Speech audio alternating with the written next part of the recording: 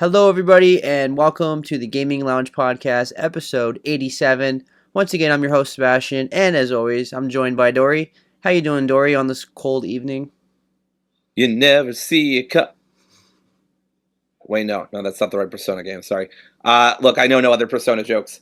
Yeah, I am hating this weather. And apparently, the groundhog, that fucker who I'm going to come after, that's got to be a world record for swears in this podcast, by the way, I'm coming after him. He said 6 more weeks of winter. Dude, I can't deal with this. This is the real, I know you're not up here, but Seb, this has got to be the worst winter we've had in years, which is easy because the last few winters have not been winter at all. It's been 40s and 50s and sometimes 30s, and we get snow once or twice, Yeah, maybe.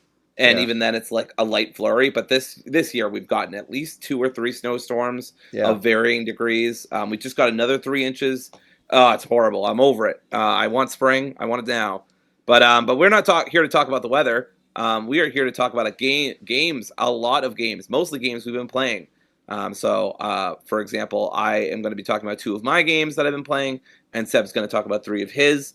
And then we're going to wrap it up by briefly talking about a Nintendo Direct that didn't do much for either of us, but has a couple of noteworthy news things to discuss. Yeah, the weather is crazy when it's colder in Tampa than Alaska. And there was Mm, snow in the southwest Florida. Iguanas were falling out of trees. This was the coldest winter I've had maybe in my entire life. yeah. Definitely since 2010. It was like in the 20s. I've never experienced. My car was covered in ice. I've never experienced that before that I can remember. So it was a weird experience. I mean, it's nice now. It's in the 70s. So my joke doesn't really work today. It was 76 Yeah. today, but it's gonna go. It is in the 50s in the morning.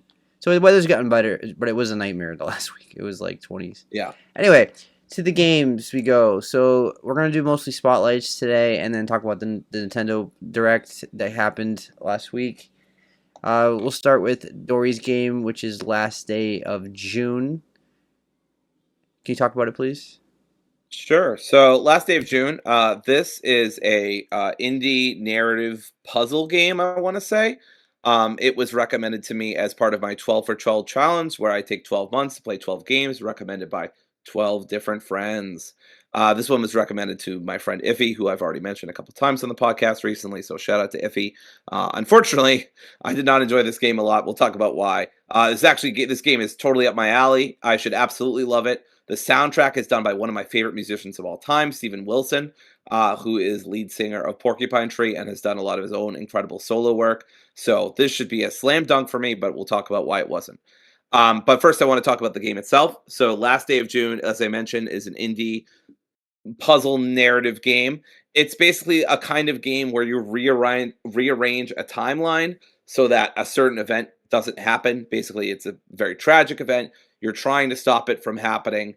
And of course, classic, butterfly effect. Everything you do causes something else to happen instead. And you have to change that to change that. I got very tired of this loop very quickly. But it is a good idea. I think at its core, this is a great idea for a game. I think it's got a cool emotional hook with the tragic element of it. It's got a cute atmosphere. All of the characters have these kind of doll-like appearances, and their eyes are kind of.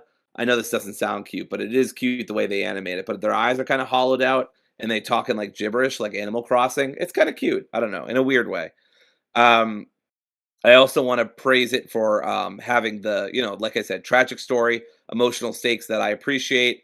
Basically, this person very close to you dies in an accident, and you spend the whole game trying to go back in time and rearrange certain people's actions, certain characters' actions, so that you can prevent this tragedy from happening. So you take the perspective of multiple different characters through paintings. And the whole game is just that. It's very short. It's like 2, 3 hours. I think it was 3 hours. Yeah, for me, it was 3.1 hours on Steam. I also think it's great that there is nonverbal, like there's no VA. All of it's gibberish and stuff. So you really have to think a little bit more about like what's going on with the characters and how they're feeling and stuff like that. But they still make it pretty obvious with tone and intonation and stuff like that, and how the characters are acting. So, but it does make it stand out from other narrative games that are very obviously text heavy or voice acting heavy or writing heavy. This one's not a lot on any of that, which is cool. I appreciate that. Graphics are really beautiful at a distance. I took a lot of screenshots. I think it's a very lovely looking game. I think it was made with the Unity engine, although I'm not positive on that, but it gives me Unity vibes. But yeah, I just think it looks very pretty. Lots of really nice, especially the aesthetic of like nature and stuff like that. I feel like this would be a good fall game because a lot of the trees are different colors and stuff like that. But and then of course my biggest pro for this game is the soundtrack by Steven Wilson. I'm a big like prog rock nerd and prog metal nerd. And so seeing that this was the soundtrack was done by Steven Wilson to me, and I didn't know that going in, it was like I got hit with a flashbang in a good way. I was like, wait, what the fuck? And I literally paused the game, went to go look up like, and apparently the whole game itself is based on a song that that Steven wrote for one of his albums, and I forget what it's called. I believe it's called The Long Ride Home or something like that. Um, I'm looking that up just to be sure. My internet's being a little slow tonight. But it was based on a song he did. It's called Drive Home. And yeah, it's based off Drive Home, which is very cool. I love Drive Home. It's a great song. And he remixed a lot of his singles and tracks from his first few albums, first 4 albums, I think, including Insurgents, Grace for Drowning, The Raven That Refused to Sing, and Other Stories, which is where Drive Home comes from, and Hand Cannot Erase. So yeah, I haven't really listened to Steven Wilson in a while. I kind of dropped off after The Raven That Refused to Sing because he kind of went in a more, I don't know, poppy direction, which is fine, but not really something I wanted out of him personally. I wanted his more jazzy stuff, and he went in another direction, which is fine. Uh, yeah, he's more like progressive pop these days. Anyway, those are all my pros. It's not a lot of pros. Seb, do you have any questions? No, I don't have any questions for this one. Cool, cool. Let me talk about the cons. I find the gameplay very slow and uninteresting. And look, it's a narrative game. I've played plenty of narrative games, as you all know. I have no problem with narrative games skimping on the gameplay to highlight the narration. That is totally fine. But I just think that in this specific case, like there's a hunter character that you take the perspective of, and you have to shoot so many different trees to get the bird out, so that this can happen, so that that can happen, so eventually the crash doesn't happen, right? So the accident doesn't happen, and it's just very repetitive. It's not very interesting. It's just walking up to a tree and pressing A to shoot, and it's just not very interesting. It's very basic. It's very I don't know. It's just not very enticing of a gameplay loop for me. Going in, seeing these different characters, and doing very, very simple gameplay just didn't do much for me. And again, I don't need it to be award winning. I don't need it to be like fucking Halo or something like that. But I just feel like it could have aimed higher than it did, and I just don't think it did. Um, my biggest problem, though, number one problem, you cannot skip cutscenes. Now that sounds like a weird complaint, right? Because why would you want to skip cutscenes in a narration-heavy game? Remember, this is a timeline game, so you are messing with time over and over again, seeing the same scenes over and over again, and hoping to get different results. But if you don't get different results, guess what? You can't skip the cutscene. If you mess up, guess what? You can't skip the cutscene. If you see the same cutscene but with a slight variation, guess what? Can't skip the cutscene. This was my biggest pet peeve. And a couple of other reviews mentioned it, but by and large, people don't seem to be bothered by this. It bothered me greatly because I feel like it just wasted my time. Like I don't want to see the same thing over and over again. I understand it's a timeline game and you want me to feel connected to these characters in a short amount of time, like 3 hours. Totally get that. I appreciate that. But by the same token, I just would rather you give me an option to skip the cutscene or at least fast forward it or do something, right? And it's just you have to watch the same thing over and over and over again. So eventually I just looked at a guide because I was done. I was like, I don't want to watch this again on the off chance that I mess up. I don't know what order of things to do. That's the thing too. The puzzles get more and more complicated as they should as you go along. And so you have to do each character, you have to take their perspective in a particular order, and then you have to do specific actions or not do specific other actions. And it just was frustrating to me because it's like if you mess up, you already know what happens. So I'm not going to re-explain it, but That was the worst part of the game for me. I also just didn't. I don't know. The story didn't do much for me. I feel like it should have made me cry, or I should have gotten really emotionally invested, but it just didn't. I feel like I've seen this kind of story a million times before, where something really horrible happens and someone, their loved one, tries to go back in time to prevent it. And I don't know. I just feel like they didn't do much with it that I haven't seen done better elsewhere. Is worth noting this is a game from 2016, so it's 10 years old now. I'm sure this was more groundbreaking when it came out, right? I want to say the early to mid 2010s were like the years of the indies, the big indies coming out. So I can see this being super popular back then. I just don't feel like it's aged super well, unfortunately. And then I'm not going to spoil it, but there is a twist at the end. I kind of saw it coming. I also just didn't think it was that great of a twist. It wasn't terrible. And I didn't exactly see it coming, but I knew there was some kind of twist because this is one of those games where, they've got to hit you with some like big line at the end or big, cinematic at the end to make you go, "Oh my god, that was the whole thing the whole time." So yeah, I don't know. And also some people were like, "Oh, the ending brought me to tears." I'm like, "Okay, well there's probably a twist then because, why would that happen otherwise?"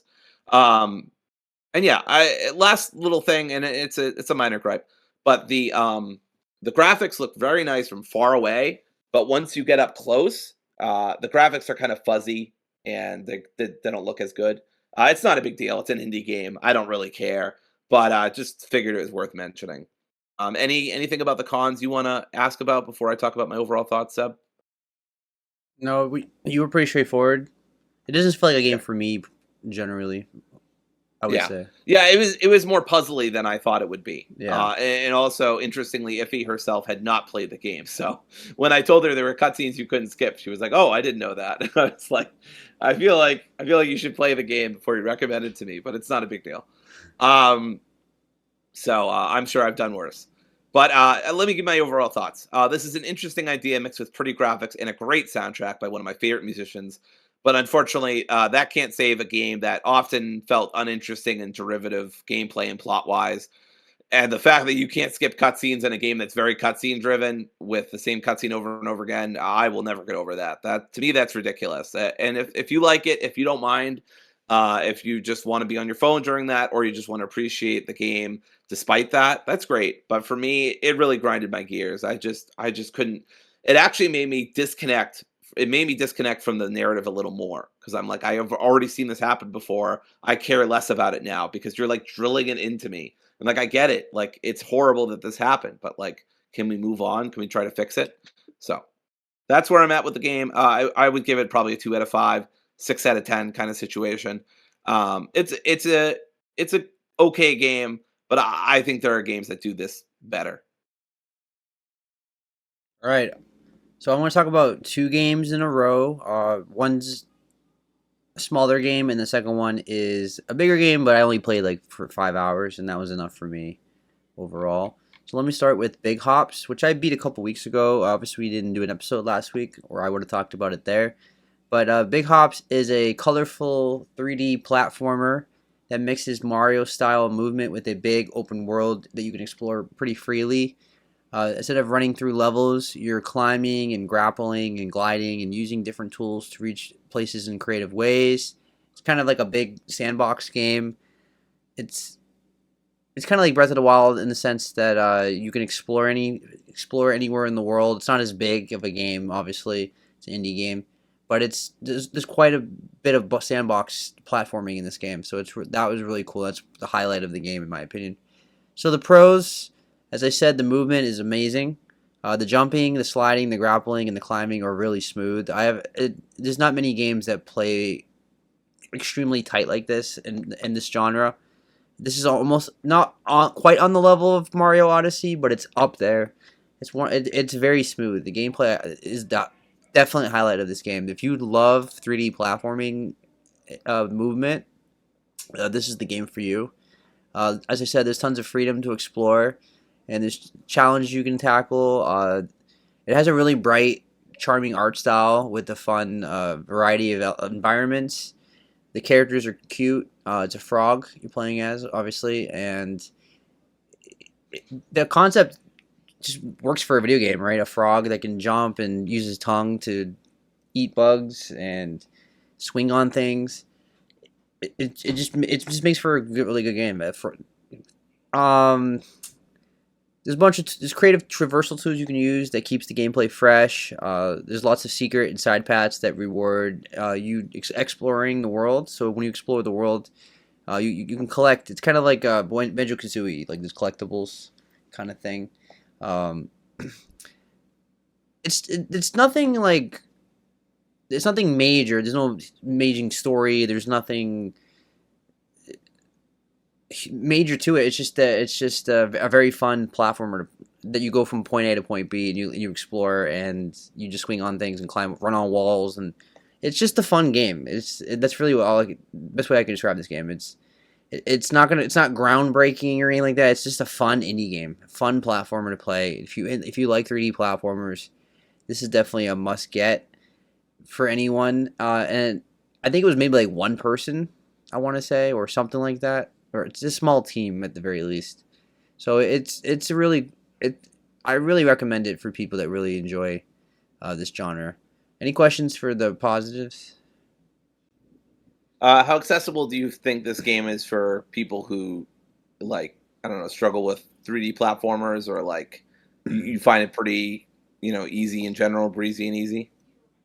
It has some moments here and there, but this is a children's game. I would say, like, it's a family game. Like, anyone can play this game. I think it's quite accessible. There's just some tricky parts, I guess. Like the swinging can be a little finicky and all that, but it's like the checkpoint. You just kind of you respawn right back, like right next to where you fell or whatever. It's nothing major. This is not like Split Fiction platforming or anything like that, or It Takes Two. This is definitely a family game. So I think it's quite accessible. Any other Okay. questions? Um, no, I don't think so. Are there? I guess, are there bosses or anything, or is it just pure like movement? There's a couple bosses, but it's mostly platforming. Cool. All right. Well, that's it. That's all I had.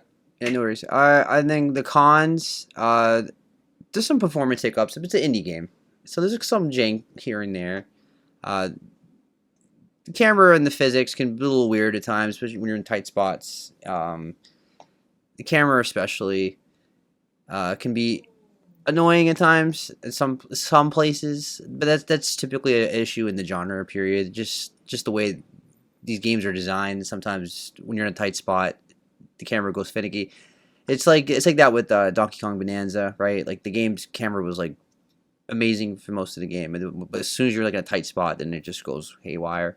So it's a typical 3D platformer camera. Like I said, the story it's not really a con. The story is just not deep. It's a simple game, so don't expect anything like groundbreaking in the story. It's not the point of the game. There's a few objectives that are puzzles that aren't really explained clearly. There's a couple things I had to look up because I couldn't tell what to do. But in the late game, the pacing drags a little bit for me. Um, but these are not major cons. There's just some small things here and there. Any questions about the cons, Dory? No, those all made sense to me. I mean, it's by one guy, so I'm not surprised there's some hiccups and jank. Yeah, exactly. Um, It's an indie game. camera, yeah, exactly. Camera has always been the one of the main enemies for these kinds of game as well. Yeah. I'm not surprised about the story. What do you mean by the late game pacing? Are the levels just really long? Yeah.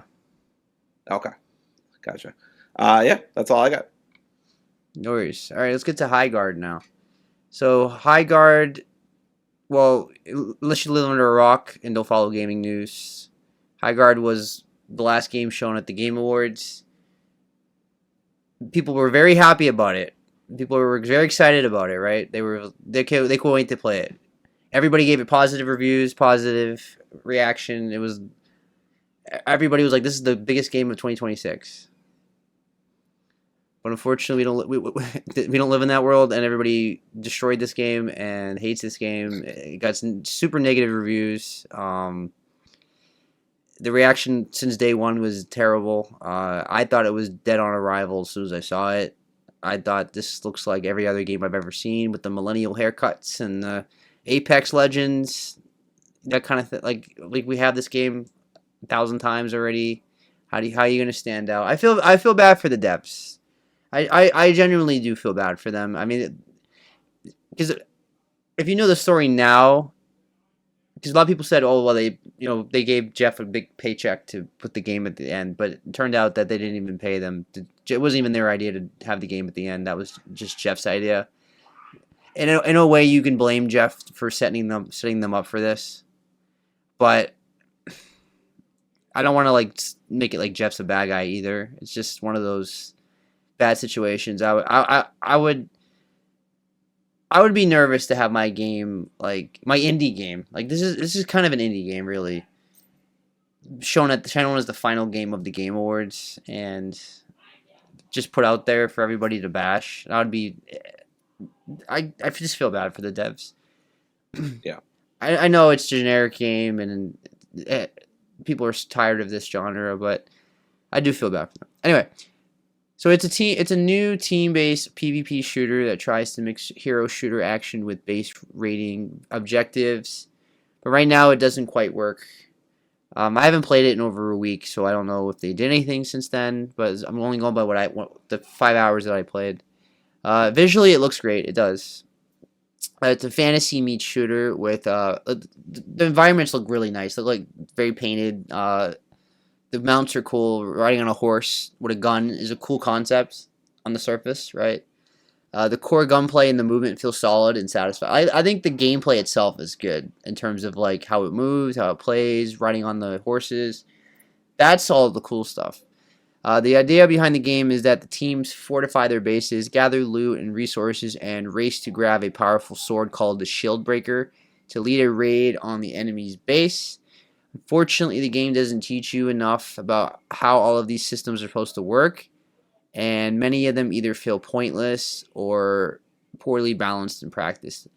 My biggest issue is that the matches are just long and passive preparation and resource gathering phases, and the maps are just too big for 3v3, I think. And so a lot of times you're not fighting anybody. You're kind of just walking around this open world collecting resources, and you don't see anybody for a while, and that doesn't work for me for this kind of game. And you'll spend a lot of time just traveling in between your objectives. And then there's some mechanics like a clunky mining mini game, and there's like weak defensive structures, and that slows the game down without adding really any fun to it. Like I said, there's some good moments. There's some up close gunfights, and there's energetic fights and weapons, and the weapons feel good. Like I said, the mounts are good.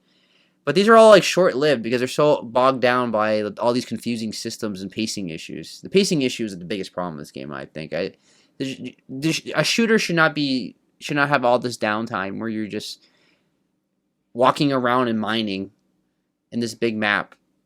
Like 3v3 was a mistake in my opinion.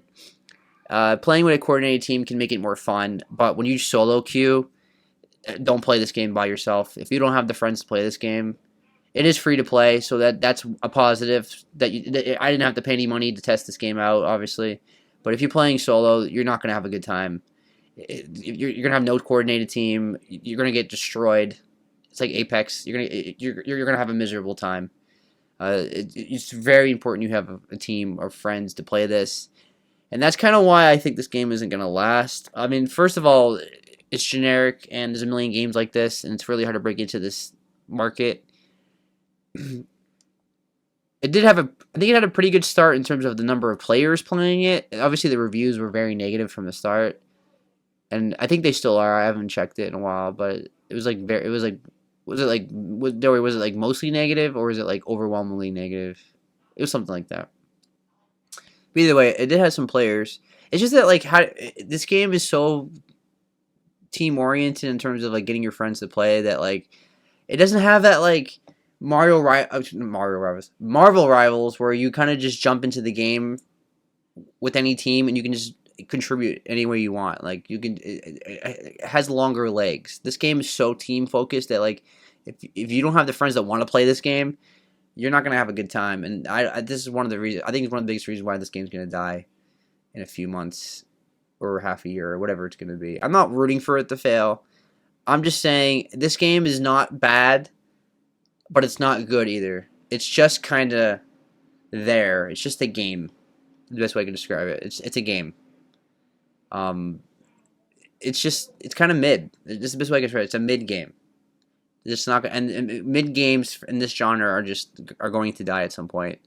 It just feels unfinished and unpolished. It just needs more time in the oven. But they had to get the game out, and that's what it feels like.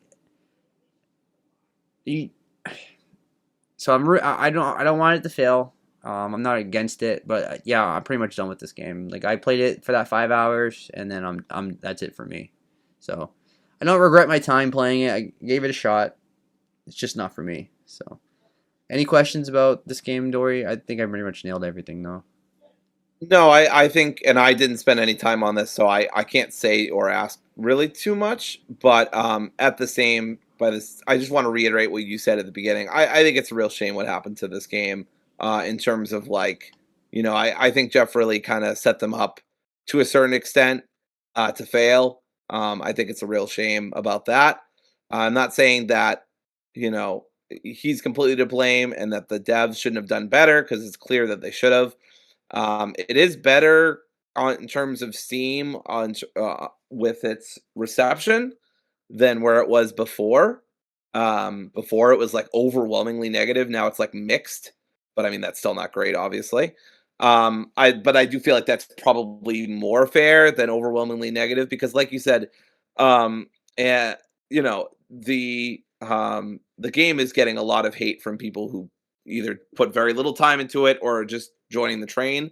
But there are some people, and I've seen a lot of the top comments and reviews and stuff like that being, very genuine in terms of their criticisms and coming from, at least a couple of hours or so of games. I mean, also, these are the kind of games you don't need to spend like millions of hours on to criticize, right? Like it's the same thing pretty much every time with some small differences here and there, right?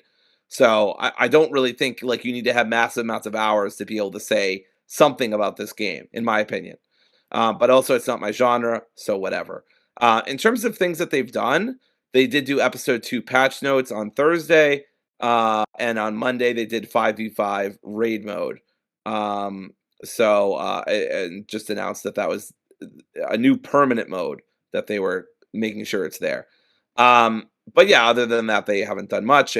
Um, uh, I appreciate them giving this a shot, but I wish they had done pretty much anything else. So yeah, I feel bad for the devs, but it's a mid product that got way too much hate, just because the Game Awards. That's So it. I don't know. Yeah, It was like a shared agreement between Jeff and them, and yeah, I'm not really sure why either side thought it was a good idea.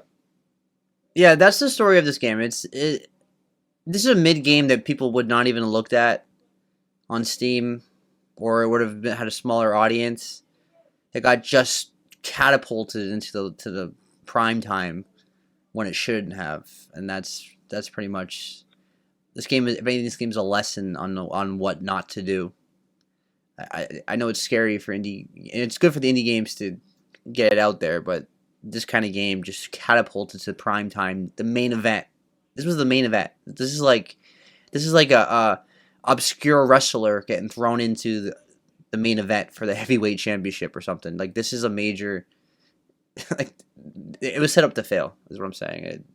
It's a mid game that's getting over. It's a story of being overhated. It's not as bad as people are saying, but it's not good either. So it's just a meh game. So all right, so let's move on to Persona 3. Dory, you've been playing. Was it Reload? Yes, it's Reload. So you've been playing the Persona series finally for the first time, right? Yes. Yep. Yeah. I It's said about time. last year.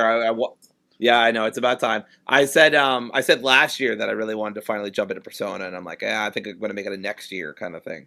So that's what I did. I'm starting Persona 3. I've started Persona 3. I'm over 20 hours in. It's a 60-hour game, so I'm only one third through. I don't know how this game is 60 hours, by the way, but it is.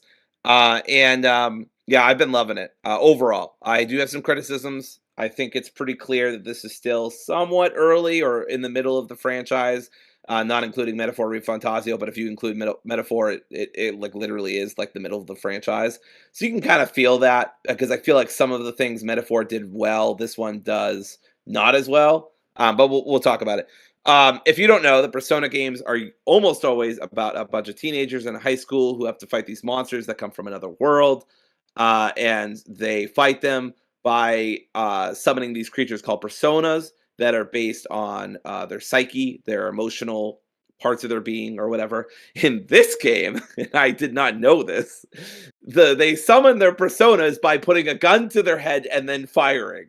And I feel like I had seen that somewhere, but I didn't know it was this game, and I hadn't seen it in such a long time. I totally forgot. And I was like, the first time someone put a gun to their head, I was like, oh, wait a second, what the hell are we doing?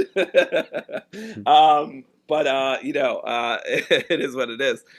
Game's really fucking messed up in that way. All right, so basically that's the whole thing. They're part of a secret organization in school. They come together, they fight these monsters. They're trying to keep the whole world safe. It's a really cool idea, actually. It's basically like the dark hour is when most humans are unconscious and locked in a fucking coffin, which is such a cool idea. And then these monsters all come out, and it's up to SEES, SEES, I don't remember the acronym, to basically put a stop to them. And it's very cool. And so first thing I need to talk about, come on, it's the soundtrack. It's got to be the soundtrack. I was well aware that Persona had a very good soundtrack. I know you never see it coming, and I've never even played Persona 5. But like I did not expect every single song to be incredible. Like this is one of the best soundtracks I've ever heard of. And I'm not just talking about JRPGs or RPGs. No, this is like one of the best soundtracks I've ever heard in my life. And it's nuts, dude. Like every single song in this game is good. And I always want to hear it, and I'm always dancing to it. The soundtrack at the dorm is incredible. The soundtrack in the battles are great. It's just, I don't know. This is just amazing. So I gotta shout out the soundtrack. The characters are fun, memorable. I like all of them. I think they all have interesting characteristics that help them stand apart from each other. I think the side characters are cool too. I'll talk about that in a second. The combat system is simple. It's a turn-based game, but there's layers to it. There's weaknesses and resistances and nullifies and even stuff that enemies can absorb, which I think is cool. There's like an all-out attack that you can do with all of the enemies. If you knock an enemy down, you get to go again if you hit a weakness. Like there's layers to it, like an onion or an ogre. I appreciate it. It's nothing groundbreaking, but I thought it was great. The enemy designs, I mean, on the outside map, they're all just big sludgy like mucks. But like once you actually go into the battle, they all have very varied Persona, Shin Megami Tensei esque designs. Very messed up, lots of faces, lots of eyes, lots of I'm a little fucked up guy kind of energy going on in this game, and I dig it. Tartarus is a great location. It's just a cool ass dungeon. I really appreciate it. The whole game centered around one dungeon is very audacious, but I appreciate. I like it. I think it's a gamble, but I think it mostly pays off. I do have some criticisms I'll talk about later, but you go into this dungeon to destroy the shadows, which is what they're called. Which I mean, I feel like we're getting very close to get into Kingdom Hearts territory here and cross it into copyright territory. I don't know. The mouse might want to look out for that one. But anyway, we're supposed to be killing these shadows in this big, I don't know, dimension building. It's not completely clear yet. Called Tartarus, and it just goes up and up and up. And I don't know exactly what level. I thought it was going to end at 100, but I'm only 20 hours in, and I'm already hit. I think the last level I hit was 69. Nice. So I don't think it's stopping at 100. I'm gonna go out on a limb and say that because they still have 40 hours. So I don't know what the level is. Maybe 200, 500. I don't know. But don't tell me. The overall plot leaves me guessing. There's twists and turns that I don't see coming. It's nothing mind blowing, but I generally like where the characters are going, and what's happening here. I love the side stories. I think Miyamoto was a great character. The track star that you meet, the track captain with his like he really wants to go the distance, but he's got a knee injury, but he wants to like do well for his nephew, who he promised he would win the regionals for. It's a very simple story, but I liked it. Had easy stakes. It was easy to understand. I really liked it. I am currently trying to romance Yuka, who is the not the captain, but she's like the coach of the team. So that's really she's very cute. She's a fun character. Another character I want to emphasize, this little girl who you meet at the shrine called Maiko. She's adorable. Of course, I have a big soft spot for kids. So immediately, as soon as she's like, "Here's my tragic backstory," I'm like, "I'm gonna be your best friend." So the game's very much emotionally manipulating me, and I'm here for it. And then the last couple of side characters I want to shout out are the old couple. I think they're fun. They're quirky. It's a little weird sometimes the way they talk to a teenage boy. But overall, I think it's cute and endearing, like a an old grandparent couple thing.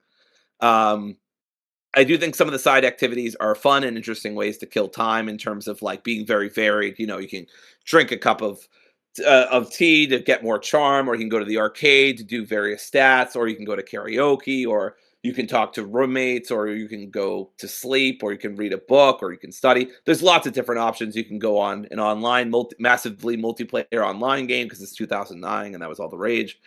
Um, yeah, very cool.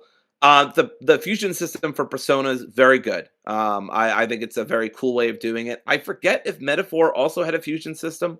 I don't think it did, but I don't remember. It's been a while since I played it. But the fusion system is very fun.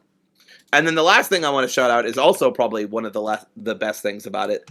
The animation, when this game like decides to be an anime for a fucking second, holy shit. Like that it is incredible. They are showing that Persona 5 money in these cutscenes because oh my god, I would watch that anime expeditiously. Like Yeah. that is a wild amount of animation star power they're putting into their cutscenes when they do it. They don't do it very Yeah. often, but when they do, Yeah. it's jaw dropping. That's one of the best aspects of Persona. Of course, it is an anime. It becomes, Persona becomes an anime. They all get an anime adaptation. So Yeah. And that's it. Those are all my pros. Did you have any thoughts about anything I said there? no, I'm glad you're enjoying it. I've been telling you to play the series for a long time. Yeah, correct. Persona 3 is the one I have least knowledge of, and I've only played it a little bit. I have more of a connection to 4 because of the Vita, and then 5, of course, I loved Yeah. so much. 3, came out in like 2006, and wasn't playing. I guess I was playing Kingdom Hearts instead in 2006. Hmm. I missed it, so I still have to play this game fully, but what you're describing to me sounds very typical Persona. Like I don't hear anything that's Yeah. not typical. Yeah. The fusions, the personas, the locations, and your cons are also things I've applied to other Persona games. So Yep. Yep. So let's talk about the cons. yeah, I think my biggest one is this game can be repetitive sometimes. they all are. All of them. Yeah, are I know. But I will say Metaphor does this a lot better. And I don't remember Mm. exactly how it did it better.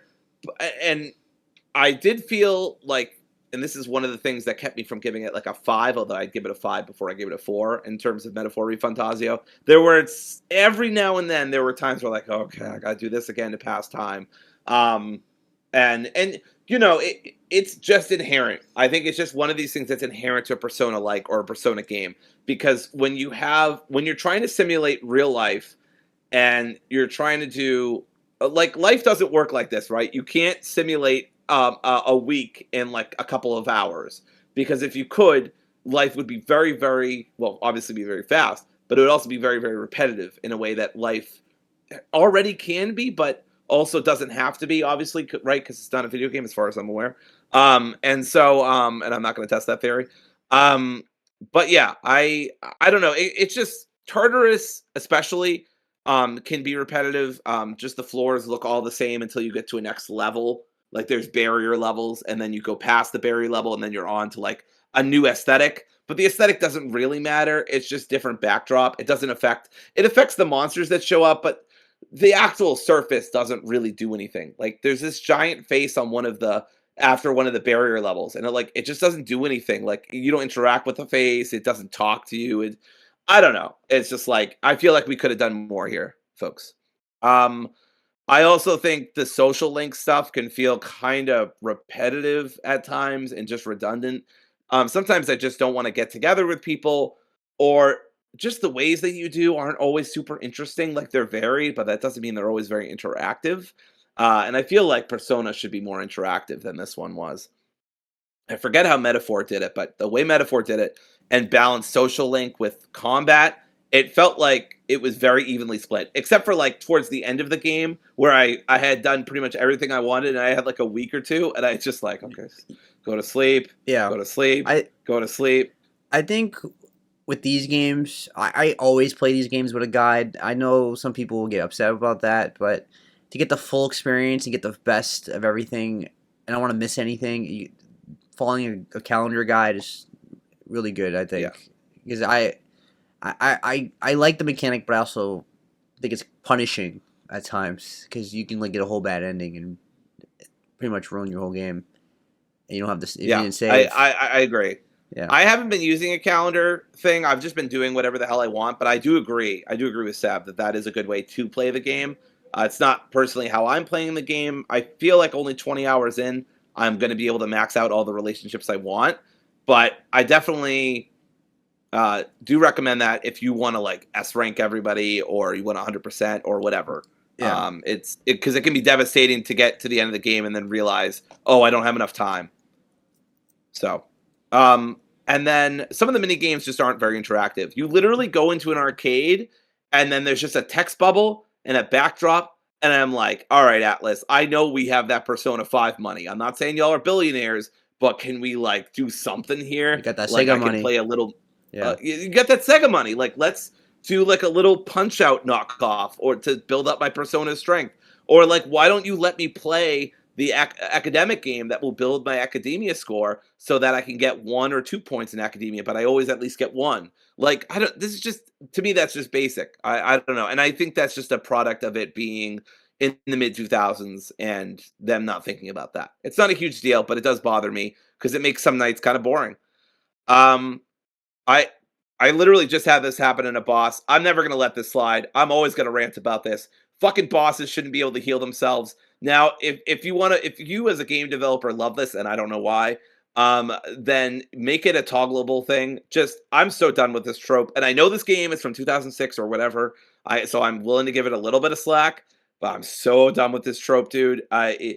It's like if like some like you started cleaning up and then someone like vomited all over the floor and it's like, well, now you can do more work. Isn't that great? Like you can if it can be even more fulfilling when you finally clean the kitchen. No, you got in the way of my progress. That's not fun.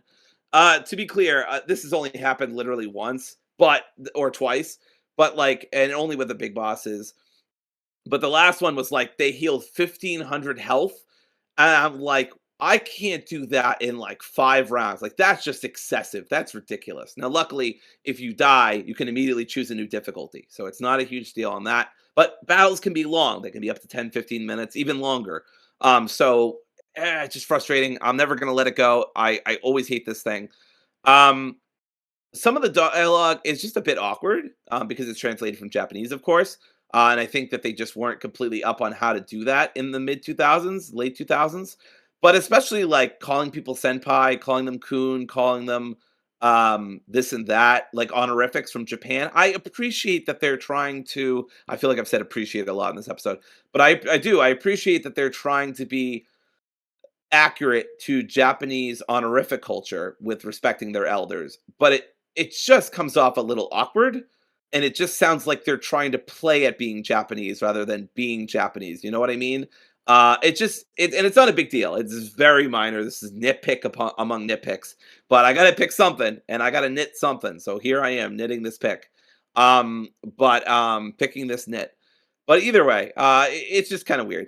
I think Junpei is kind of weird character. I like him sometimes. He's kind of the goofy character and he can be funny, but like his whole character motivation at almost all times is just to get with girls and it's just kind of one-dimensional and lame. And like I don't mind, he's a teenage boy and it's written in the mid 2000s. It's whatever, okay? I get it. And he's like the only character who's written like this. It's not a big deal, but it's just sometimes I'm like, all right, Junpei, I get it, dude. All you care about is girls. Like, can you shut up?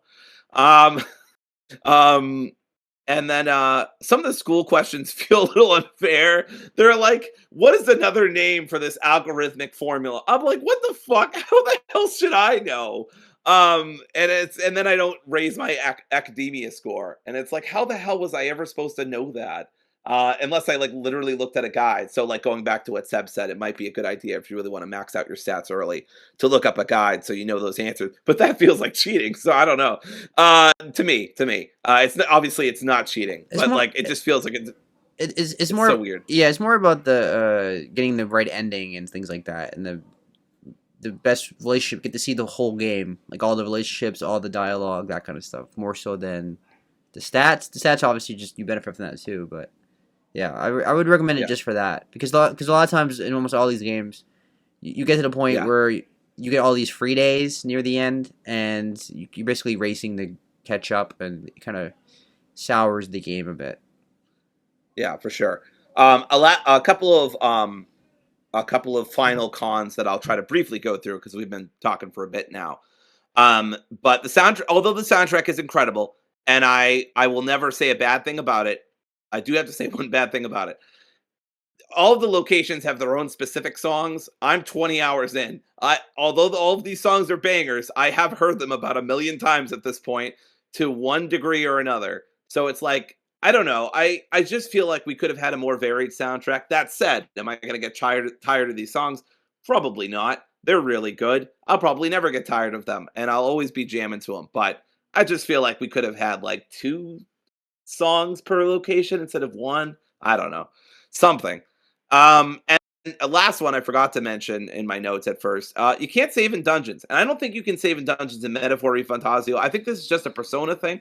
I don't like this persona thing. I Can't don't like that you can't save in dungeons. It means you lose a lot of time if you're stuck in the middle of a boss and you, for example, I don't know, just hypothetically, have to go play D&D with your friends and can't, don't have time to retry the boss or just really frustrated because it healed itself. Again, totally hypothetically. And thus lose like, 20 minutes, 25 minutes of progress because you can't save in a dungeon. I think this is a persona trope, and I don't like it, and I think it sucks. I think people should just be able to save wherever they are. There's mm, no, there's never a justification for this. The game is just like that's how it is. well, The other thing I don't like about Persona games, and thankfully this isn't a huge deal here. There's one other thing I want to talk about too. But your SP or your magic points or whatever, it's the same metaphor. Is very limited, and your ability to get this stuff back is very limited. And of course, they're doing this on purpose because they want to artificially increase the amount of time it takes for you to get to the top of Tartarus or at the end of a given dungeon in Refantasio or whatever. And I understand what they're trying to do here.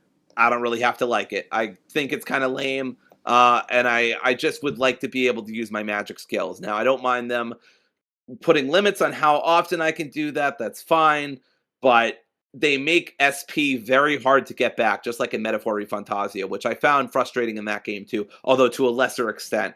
And it didn't really hurt too much because the dungeons were singular. The last thing I'll say, the game's very easy. I've died in the 20 hours I've been playing, maybe 5 times, maybe. And I feel like a couple of those were flukes. And then the vast majority of them are from bosses who you should be dying to at least once. Um, I'm playing on normal for the record, and I looked up the difficulty before I started because I wanted to know what I should be playing. And most people recommended just normal, or if you want to challenge hard, because the game is just not particularly challenging, and that's because the weakness system is just very favoring the main party and not as much favoring the enemies. And it's also very easy to get the drop on enemies and get an advantage, so you attack first. Um, it's just not a hard game, and that's okay. I don't need it to be fucking Dark Souls, but turn based. I'm looking at you, Expedition 33. But at the same time, I would appreciate a little more challenge here and there. I don't want to be dying every single second. But it's just a little qualm I have. But yeah, those are my cons. Any final thoughts? I haven't beat the game, so I don't have any overall score to give. You can save in Persona 5 in the Oh, in dungeons. dungeons? Yes. Great. I don't know if you can do that in Refantasio, but yeah, I'm pretty great. sure that I think this one doesn't have it because it's a remake of an old game. So Yeah, yeah. That's probably true. 'cause I don't think 4 Okay, had it no either. worries. But I yeah, okay. your cons are pretty much the usual cons I have in these games. The repetitive nature of it. If they start feeling long by the end, I think the story starts same because you do the dungeons, you start getting the same music, the same enemies. It started going on a little long, so you start feeling that more. But I'm glad you're enjoying it overall, though. Um, Yeah, me too. I really wasn't yeah, sure because I knew about that whole spacing out your MP and stuff like that, and like I'm just not a big fan of that kind of system, so I was worried I'd bounce off this, but no, I'm having a great time. Like right now, I would I'd say this is something like an 8.5 or something like that out of 10, or like a 4.25 if you're using the Game Informer scale. It's a really great game. It has some problems, but I think most of them are minor. There's a couple that are major, but most of them are minor. yeah. All right, is that everything? So we can move on to Yep. the next thing. All right, so let's talk about the last game of the night, which is Mio Memories in Orbit, which is a new game that came out last month. It is a hand-drawn sci-fi Metroidvania where you play as Mio, a small android exploring a massive abandoned space station called the Ark. You're uncovering what happened to humanity while platforming, fighting strange machines, and unlocking new abilities to reach deeper parts of the world. So let's start with the pros. Biggest pro of this game, the animation. It's gorgeous. The game is absolutely gorgeous. It has hand-drawn art and animations. This is seriously one of the best looking Metroidvanias out there, for sure. I know Metroidvanias are getting very commonplace, and there are tons of them practically every week. This one stands out in terms of visuals, for sure. I love the visuals in this game. They really pop, especially on a PC handheld, like a Steam Deck OLED or something like that. This game looks pretty. This game has a really good atmosphere. It has nice music. The world feels mysterious and lonely. Uh, there's a lot of hidden paths and secrets to explore to Metroidvania. Obviously, that's going to be a strength of a Metroidvania, or the game fails. And this game does have some rewarding stuff for that. The movement and the platforming in this game are tight and they're satisfying. There's some major difficulty spikes, but there is a nice system of like you can retry um, the platforming, and that comes very necessary at times because God, the platforming gets massively hard at sometimes. This game is very going to be very subjective for people. How hard it is. But thank God for that assist system where you can retry tricky platformings indefinitely, long as you don't mind waiting a couple seconds to do them. Um, the boss fights are challenging, like Hollow Knight, but they do feel good to overcome. So they're not too bad. The boss fights they're challenging at times. It's one of those games.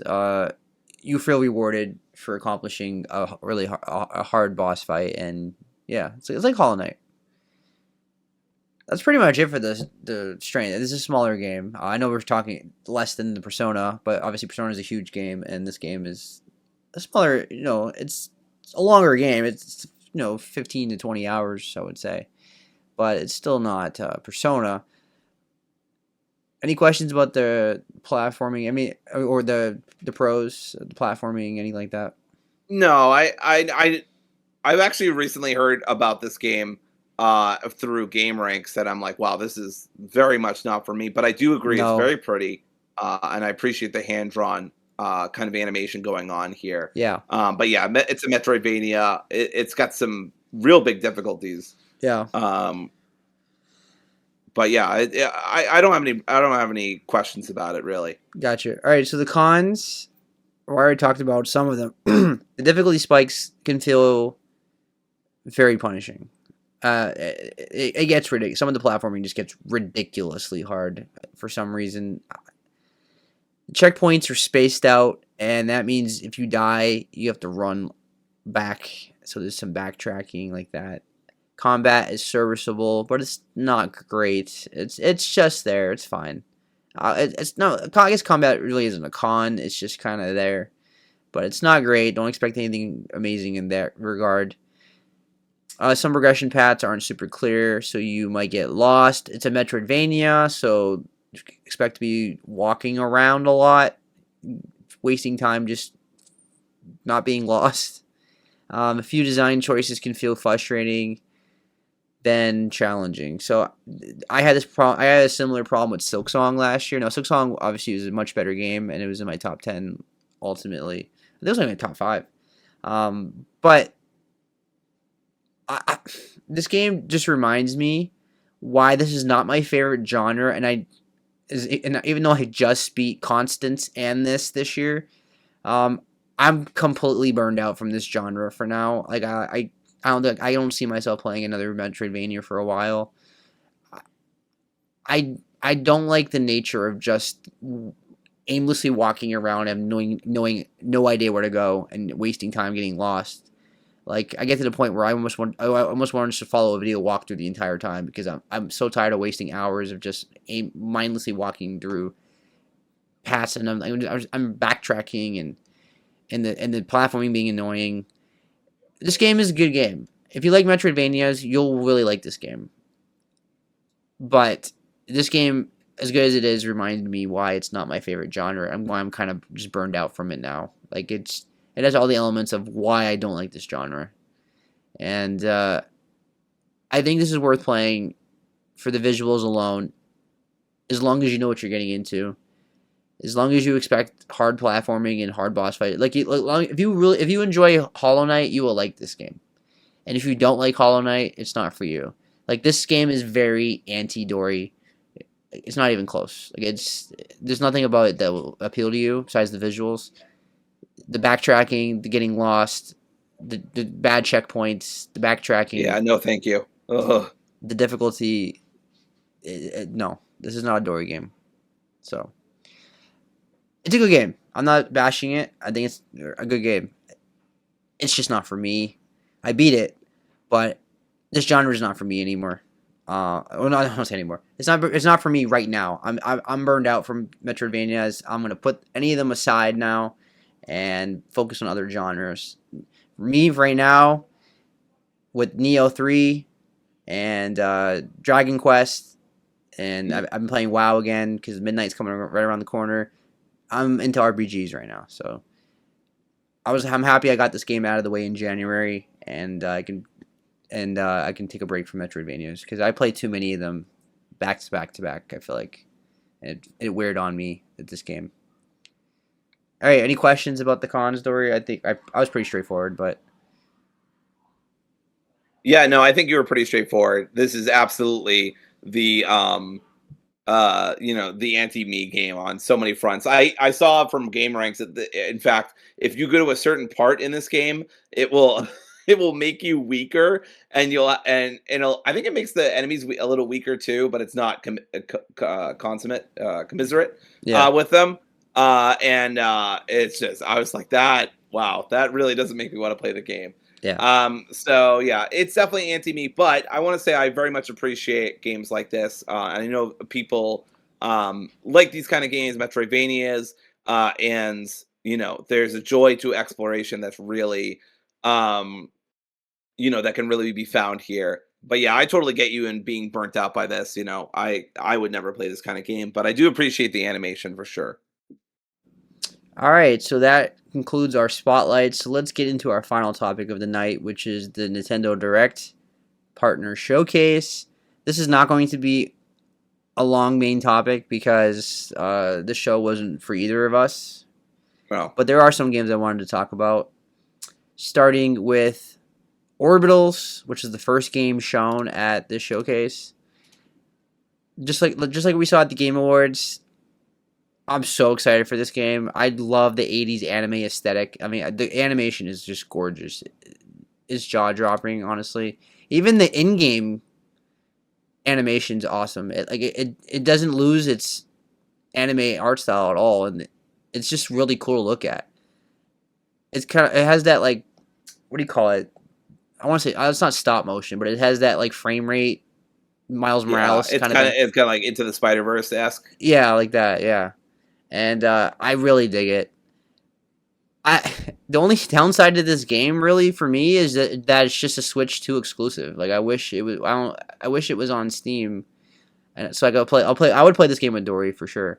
Um, I would too. I'm so mad this is a Switch 2 exclusive because I would absolutely play this with Sab. Even if it was a Switch 1 and 2 exclusive, I would play it with Sab. That's how much I love the look of this game and how it seems to play. Um, and I feel like we would have such a blast. I'm hoping it's a timed exclusive, but we'll see. if it is, I would definitely double dip because I will play this game. It's just harder to find people to play co-op game on Switch for me than it would be on PC. Like PC or PlayStation, I can find several people to play with. This is one of those games you can't play by yourself, right? So it's like if you don't have a friend to play with, you can't even play it. So that's kind of frustrating. That's like the one downside to Split Fiction and It Takes Two, is that like if you didn't have another friend to play it with, or and No Way Out too, you couldn't even play the game. So that could be frustrating, especially when it wins Game of the Year or it gets nominated. So yeah, I'm disappointed it's a Switch 2 exclusive, but the game itself looks amazing, and it just comes out in the summer, 2026. I'm gonna say July, and I will play it. All right, Dory. There was another game, Paranormicite, The Mermaid's Curse. Yes. All right. This is like no one fucking cared about this game. If you remember that meme where like everybody's in a bar and like something on Super Smash Brothers happens and everybody starts going, oh, Yeah. it's like that, except like I'm the one person Yeah. very excited about this. This is a super niche game.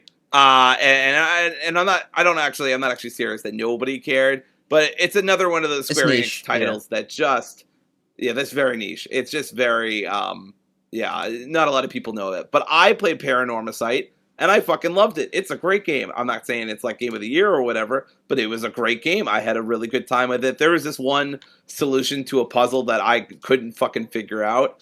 And the game kept being like, you have to silence the voices or something like that. And I was like, how the hell am I supposed to do that? There's nothing to interact with because it's a very narrative game. And you literally have to go into the menu and turn the audio all the way down. It was such a smart, I know that's like sounds so basic, but there's no other solution in the game that's like that. And so very rarely these days do you see meta solutions like that. So it's just very cool. But it's a fun game, and of course it's a Dory game because it's narrative, it's anime. There's detectives in it, multiple perspectives. It's very good, very good. So I am so hyped that Paranormicite: The Mermaid's Curse is coming out, and yeah, it's got very good reviews, and the original does, excuse me, and so yeah, I'm excited for this. I'm not sure if it's like an official sequel or it's just a spin-off or what. I figure it's a sequel, but we don't know. But yeah, the original is called, well, I think it's the original. It's called Paranormicite: The Seven Mysteries of Honjo. So it has overwhelmingly positive based on 5,000 reviews, which is nuts because that's not a lot of people for a Square Enix game. Came out in 2023, so go check it out. Very good game. My review, I played it for 8 hours. And I said, sorry, let me go to it for a second here. Oh wow, 3 people found it helpful. That's nice. But yeah, I basically praised like the writing. I said I felt conflicted about the ending, most of the endings. There's so much good writing, cool twists, and clever puzzles that I gave it a pass. Overall, the game is pretty good. And for visual novels who don't mind a puzzle or two in their anime game, it's worth a shot. I did say I wish the game would just let you finish your conversation choice in one go instead of have you click it multiple times. Easy for me to say.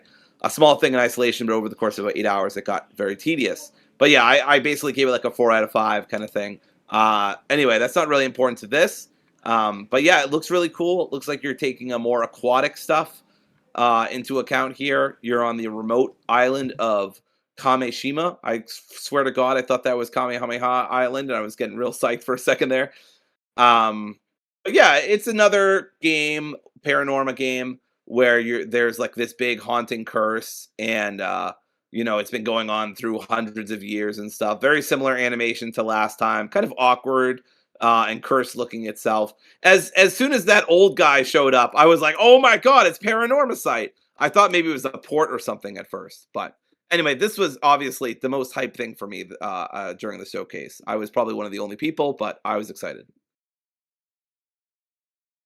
Yeah, so after that is when the show really started going off the rails in a bad way for me.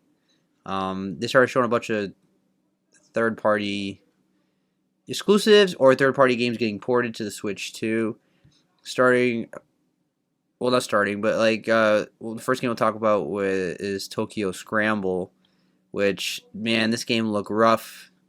It's like a woman sneaking around dinosaurs and using traps to fight the dinosaurs and crush them, or at least trap them. And the frame rate was so bad. The graphics were bad. It's a Switch 2 exclusive. This doesn't even look like a Switch 2 game. I mean, I've seen better PS4 games, and Switch 2 is like PS4 level. This game was rough. Now I was like, oh boy. At first, the concept is really cool. If it was more polished, I'd be more into it. I like third-person horror games, so this is my kind of thing, and I would love a dinosaur horror game, right? Like, give me some Dino Crisis, please. But this game wasn't it. Did you feel the same way? Yeah, I felt the same way. It didn't really stick out much to me. It felt like we have Dino Crisis at home. Also, Yeah. Tokyo Scramble is not a good horror title. Yeah, that is not great. Then Valheim looked rough. That game looked like, I was like, this is a PS1 game. I mean, I know Valheim's not the most prettiest looking game, but even for Switch, it's like, oof. Yeah, it just looks so blurry. What the hell's going on with that? Yeah, and then they did a Hollow Knight 2 Switch 2 edition. Okay, whatever. Adventures of Elliot. Now, this is a game we're both excited for, or at least I'm very excited for it. It's on your list, Dory. So, what about this game appeals to you?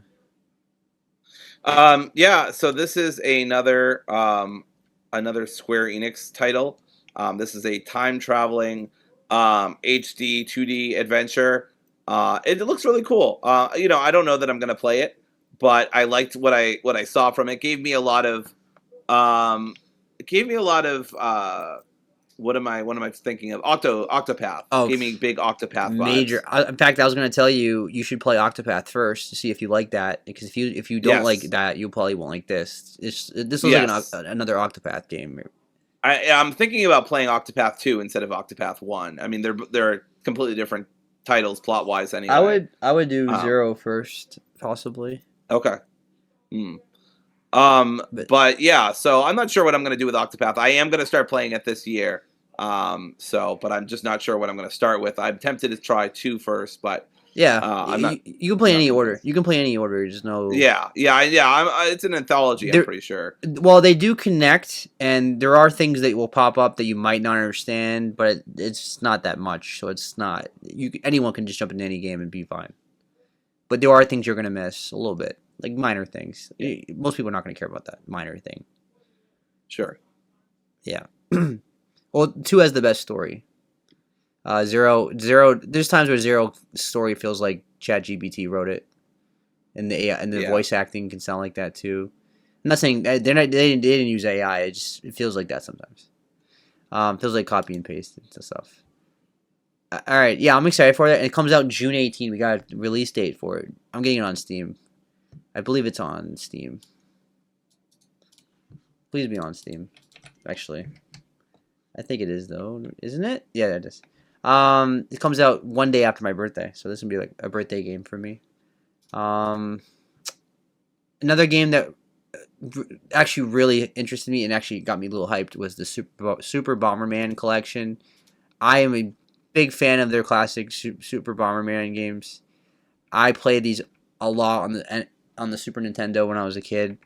These games are really fun and addicting. These are perfect handheld games. So whether you play it on Steam Deck or Switch or any PC handheld, this is like tailor made for a handheld. Like this is really exciting, and it's only $20. So for $20, you're getting a bunch of games. I think that's a good deal, and this is like I was just surprised to see that. Basically, I was like, oh my god, I think it's like all of them.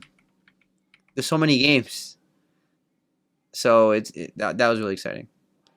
Would you try this out, Dory? I'm gonna buy it on Hey, Steam. I have never gotten into Bomberman, so like, what is it? Honestly, what is it? I don't know. I never played this as a kid. Okay, there's a map and a bunch of blocks everywhere, and it's kind of like a puzzle action platformer is the best way I can describe it. It's like you put the bomb in a place, and then you get out of the way from the bomb, and the bomb will go like it will blow up like left or right or up or down, and to kill the enemy, and you have to clear out the whole map of enemies, and you have to make sure you're not in the same path as the bomb when it explodes. It will create like a big fiery path. Like if you look at just gameplay, you'll see what I'm talking about. They all play very similar. Now they mixes it up with like you run on animals or something like that. The enemy's a little harder, but the concept is pretty much the same. You drop a bomb down on the floor and then you get out of the way. Um, yeah, it Okay. doesn't like Yeah, makes much. sense. It doesn't sound like I've much. seen it before. I've just like never really Yeah, understood it too it much. doesn't sound like much, but it gets really addicting, and I think it's great. All right, they showed Final Fantasy VII Rebirth and coming in the Switch 2 on June 3rd.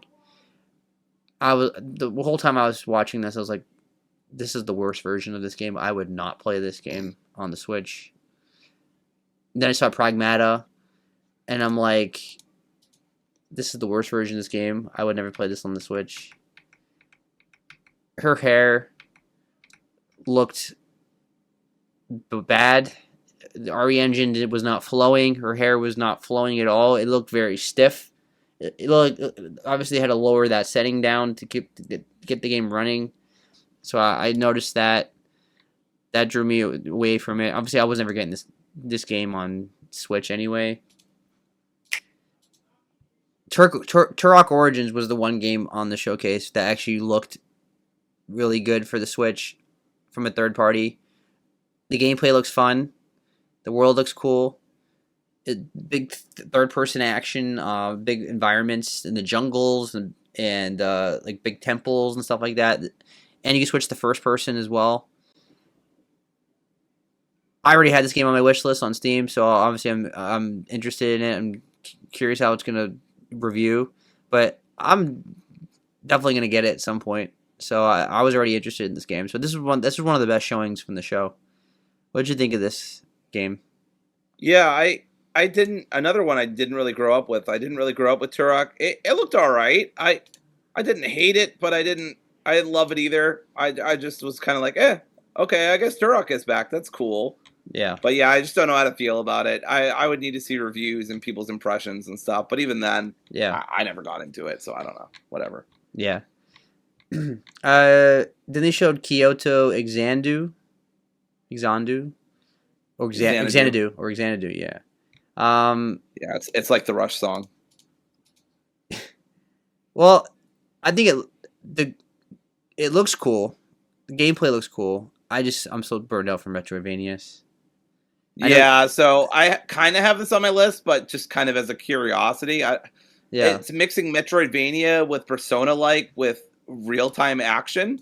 It's very audacious and ambitious, and I respect that, but I'm not sure that it's going to be for me. But it looked cool. yeah. Now, like I know this game. This game was like on a PlayStation. So this is is this one exclusive only to Switch? No, it's not. I'm not sure. No, it's coming. Okay. It's coming to Steam in the summer. It's coming to PlayStation as well. So this is not one of those exclusives. All right, Digimon Story Time Stranger. I think they were just getting quality and performance mode. That was the big thing for it, right? And it's coming to Switch. I think it's worth playing if you don't if you play Switch only. Yeah. That was like, this is probably, you could argue it's probably the best Digimon game ever. I mean, like, quality wise, like, I mean, that's not saying much. It wasn't like amazing game. I think we both had it as a 7 out of 10. I think both of us said it was like the best 7 out of 10 ever. It was like the anti. It was my. I always call it my 7 out of 10 king. Yeah. Like as soon as it came on and Kim and I were watching together, it was like my 7 out of 10 king. Yeah, I love it so much. It was like it has a lot of problems. It was like the anti Starfield 8. Yes. Okay, then they showed Grand Blue Fantasy Relink, which we have on Steam. Monster Hunter Stories 3. I'm already interested in this game. Get it on Steam. All of them are on Steam now, so I have no reason to get it on Switch. I know I'm bashing this show, but it wasn't for me. Was there anything else in terms of like a montage you wanted to talk about, or is that it? No, not really. I almost want to be interested in another Eden, because it has like a pedigree. Like there's some people behind it who have done a lot of classic JRPGs, but it's based on the mobile version, and so it's got this really funky art style that I just don't like. Yeah. Other than that, not really. Yeah. Shadow Tactics just isn't for me. It's like a hardcore stealth turn-based game or whatever. I'm just not into it. Yeah. Then they showed Resident Evil 9, Resident Evil Requiem. I mean, obviously, this was hilarious, dude. We're both excited for this game, but it can be on Switch. I mean, no fucking way. It was blurry. The frame rate wasn't great. Dude, that not even the biggest thing. The biggest fucking thing about this that's so funny, and I didn't even notice it, is because Nintendo doesn't want to show blood and gore on their fucking publicly available trailer or something.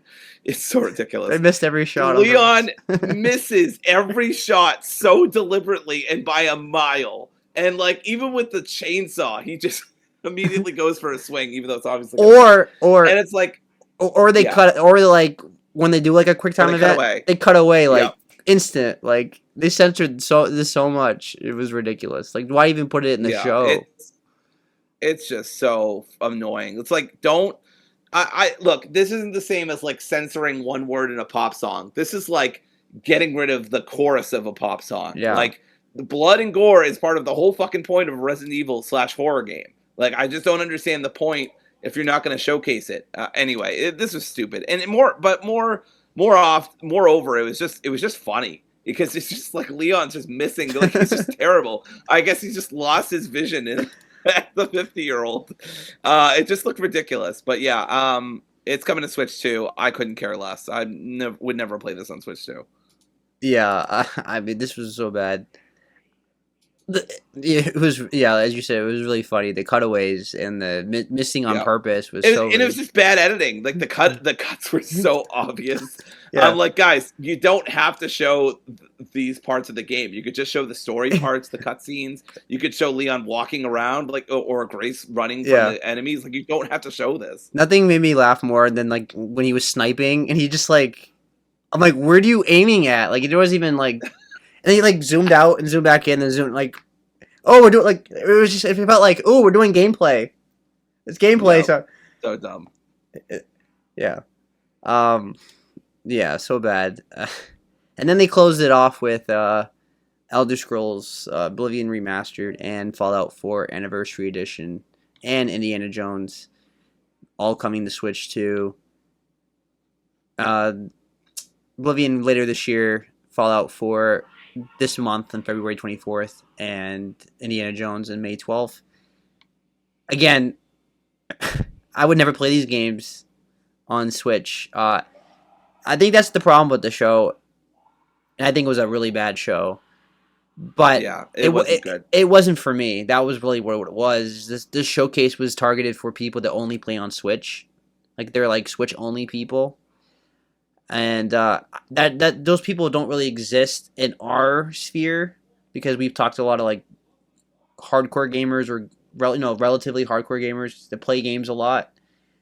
I don't know anyone that plays Switch only, but I'm sure there's tons of people that play that, right? There's tons of people that have a Switch only. There's tons of people that only just they drive a lot and they go travel a lot and all they have is a handheld Switch and they just play their game. So for you, great. So I'm not bashing those people or anything like Sure, that. I'm just saying this wasn't for me.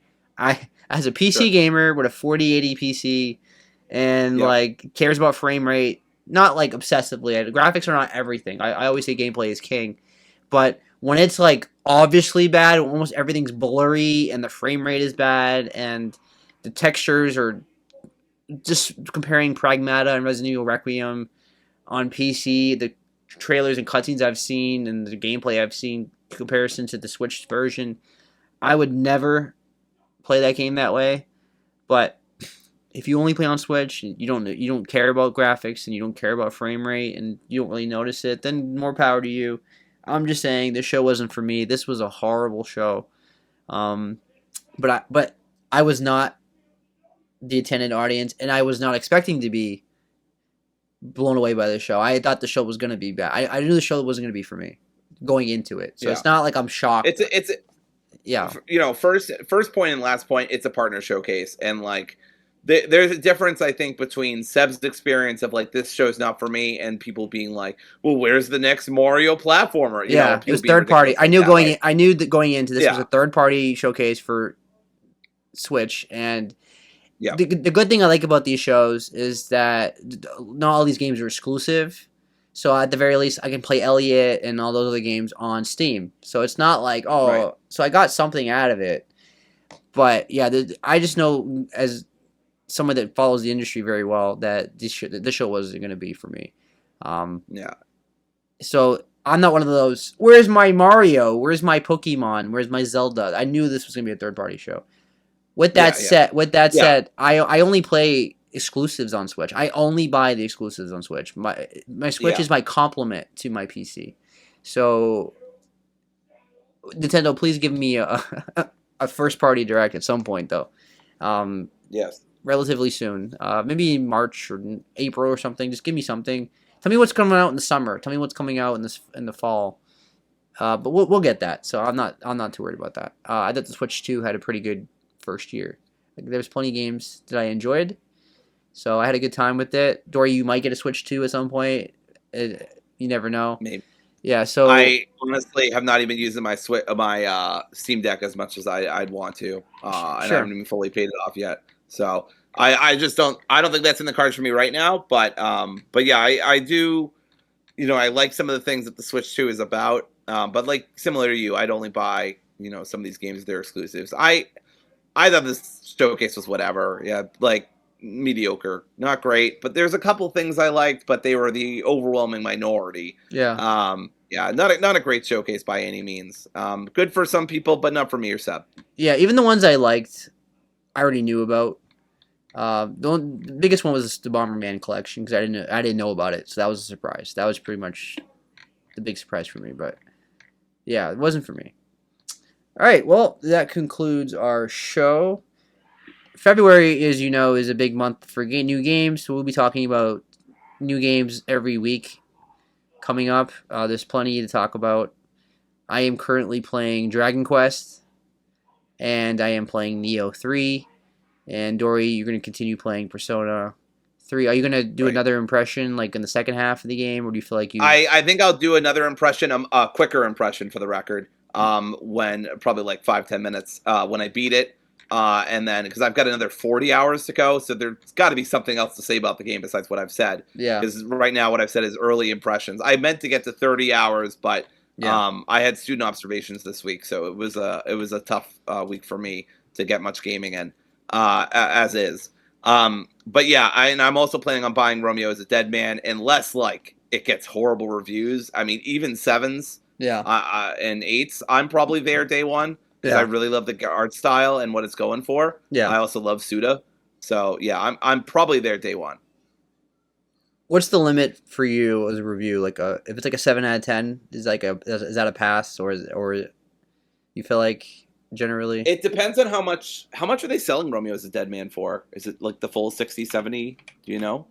That's a good I don't question. remember. I know it's coming out the 11th, Let me but look I it don't up. remember what they said for price. Yeah, but definitely that's the game I'm interested in next.